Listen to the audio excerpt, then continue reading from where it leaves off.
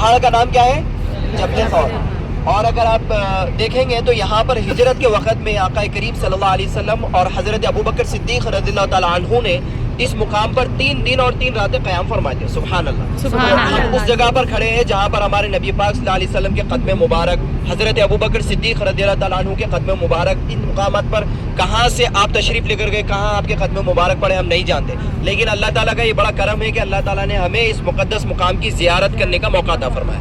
تو اللہ سے دعا ہے کہ اللہ تعالیٰ ہمیں یہاں کی رحمتیں، برکتیں اس جگہ کی ہم سب پر نازل فرمائے. تو یہ جو جگہ ہے یہ پہاڑ ہے جبل ثور. اگر آپ سب سے اوپر دیکھیں گے تو لیفٹ سائڈ پہ ایک بڑا پتھر ہے، رائٹ سائڈ پہ ایک چھوٹا پتھر ہے، بیچ میں سان آپ کو نظر آ رہی ہے. تو یہ پہاڑ کا سب سے اوپری ایریا ہے، یعنی ان دونوں پتھروں کے پیچھے کے سائڈ میں جب آپ نیچے کی طرف اتریں گے تو یہ آپ کو غار ملے گی، غار ثور.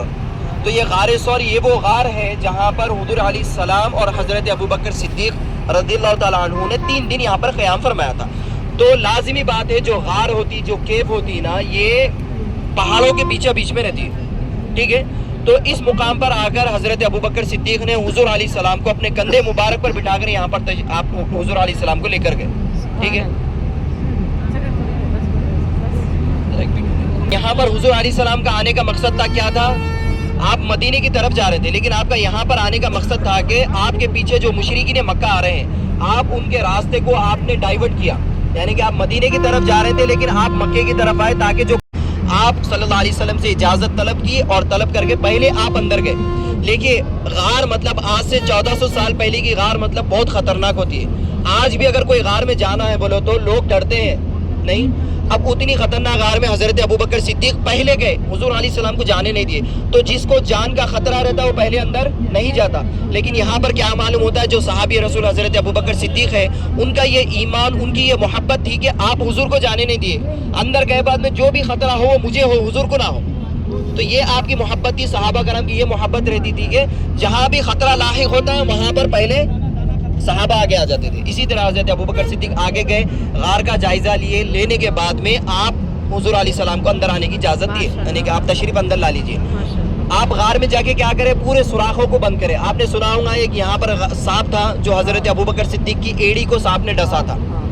پھر اس کے بعد وہاں پر حضور علیہ السلام نے آپ کی ایڑی پر لعاب دہن لگایا، یعنی کہ اپنا تھوک مبارک لگایا، تو زہر کا اثر ختم ہونے لگا. تو وہ واقعہ یہیں پر پیش آیا. انشاءاللہ اس کا جو تفصیلی واقعہ رہے گا میں آپ کو گاڑی میں بتاؤں گا. پھر اس کے بعد یہاں پر کافر جب پیچھا کرتے یہاں تک پہنچ گئے تو حضرت ابوبکر صدیق کو غم اور فکر ہو رہا تھا کہ کہیں کافر اندر نہ آ جائے، حضور کو نقصان نہ پہنچا دے. اپنی جان کے لیے نہیں فکر کر رہے تھے آپ، حضور کی جان کے لیے فکر کریں.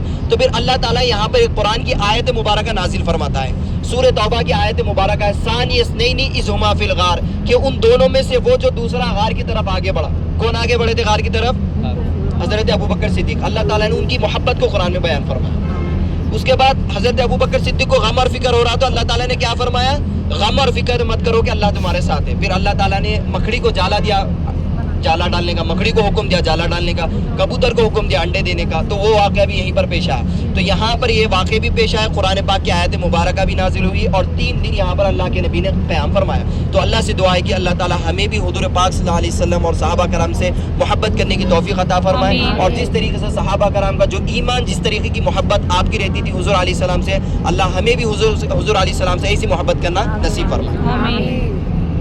چلیے ایک مختصر سی دعا کرتے ہیں، دعا کر کے انشاءاللہ بس وہیں کھڑی ہوئے ہیں، ہم بس کی طرف چلتے ہیں. الحمدللہ رب العالمین، اللہم صلی وسلم وبارک علی سیدنا محمد وبارک وسلم. ربنا آتنا فی الدنیا حسنۃ وفی الآخرۃ حسنۃ وقنا عذاب النار.